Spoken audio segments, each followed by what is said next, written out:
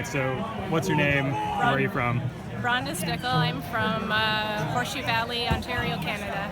All right, what brought you down for Mohican 100? Linda's been bragging about the race to me, and I was supposed to do it last year, but I injured my foot, so I wanted to come back and kind of get some redemption and do it this year.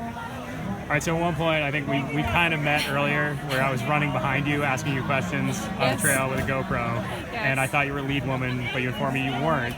You were actually behind Linda Shin. When you race against each other up north of the border there, beyond the wall that keeps us out, how do you guys stack up against each other? We're probably like very equal, actually, to be honest. Like probably one of us will win one time and the other one the other time. But Linda does a lot more of the endurance racing, and I also am a runner, so I do a lot of trail running races as well. So I haven't really done as many NUE races as Linda has.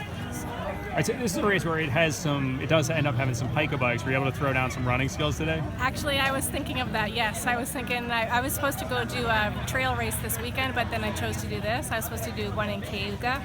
And so I felt like I'm getting a little bit of trail running in anyways, yes. Were you actually like passing people in those sections? Yes, I was actually, yes. I was always envious of people who could do that. I could not do that. So how do you find Mohican overall? It was actually a very, very hard mountain bike race. A lot of climbing, but I'm a climber, so I loved climbing. Do you love insanely steep climbing? Yes, I do. Yeah, I'm kind of that crazy nut that does, yes. So there's plenty of that today. Yeah, I used to be a road racer, so I used to do a lot of road racing for someone that was a climber, so I was a domestique for her, so I really like the climbing. All right, so are we going to see it more endurance events this summer, more mountain bike stuff? I'm registered for the wilderness, but right now I don't want to think about it. I'm pretty tired. That was a really tough race, but kudos to the volunteers. Like, they were absolutely the best volunteers I've ever encountered. So thank you so much for that. You were talking about, it's a hot day out here, it's a long day. You were talking about fueling. What were you doing for fueling? Because you felt like it was successful today. Yeah, no, it for sure was. So I was fueling every 40 minutes. I was using Noon tablets and Perpetuum in my other bottles. I was also using gels and then Clip Locks.